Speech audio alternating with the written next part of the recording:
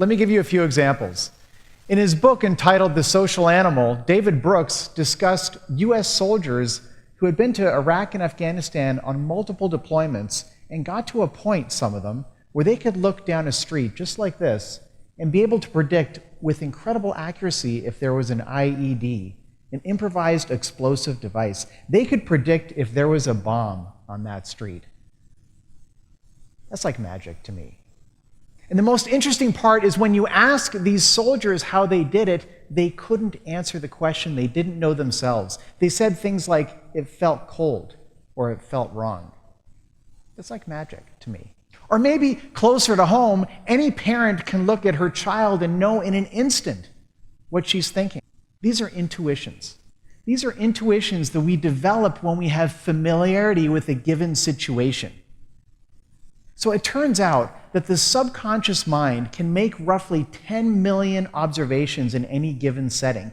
But at the same time, your conscious mind can only keep track of about 40. It's incredible. It actually depends on the research. It ranges from 40 to about 150. But let's just use 10 million in this unconscious mind to 100 in the conscious mind to make the numbers easy. That means that 99.999% of the observations you make, you're not even consciously aware of. Well, it turns out that there's a lot of research. There's literally been an explosion of research in this area over the past 15 years or so.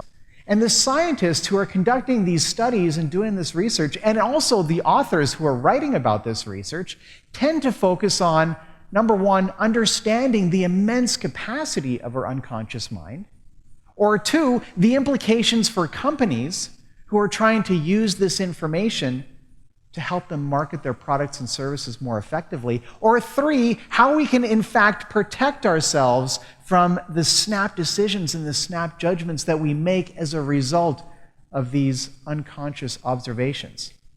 Right? These intuitions come from the 10 million unconscious observations, not the 100 conscious ones. And so what we learn is that these intuitions are in fact a combination of experience and expertise. When you have experience and expertise in a given area, these intuitions, these almost superhuman intuitions, come automatically. Incorporate intentional immersion into your lives in the areas in which you're passionate. Because if you do that, you're going to develop superhuman intuitions that will allow you to advance much, much quicker. And in doing that, you will take one giant step to becoming a superhero of your own.